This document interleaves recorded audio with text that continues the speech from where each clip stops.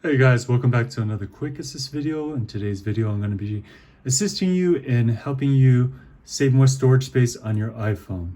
Now, one of the things is after you delete all your photos or whatever you think is taking up so much space, sometimes it's not actually like, anything you download as far as like image or videos, it's actually the apps. So in the apps, you might have a bunch of photos and things. So what you want to do is go ahead and go to General, then in Settings, and then we're going to go to iPhone Storage, and then we're going to actually look down and look at the different apps. So as you can see, my WhatsApp is actually taking more space than my photos because I have my photos synced to iCloud, which helps save a lot of storage space up here. So go ahead and go to WhatsApp, and then now you can go to that app. So then as you can see, it's taking, with all the documents and data, over 23 gigabytes.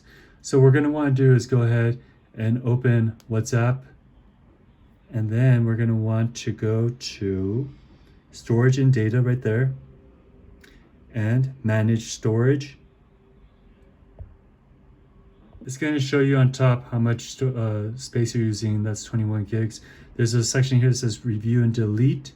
So go ahead and delete, click on that, and then now you can go through every photo and image and start deleting everything. So then, yeah, I'm trying to cover up some of my personal information, but yeah, go ahead and go through all that, and then you can manually delete everything. You use the select up here, and then you could choose multiple things at once, and it will help reduce your storage space. All right, guys, I hope this video helps. Thanks for watching. See you next time. Bye-bye.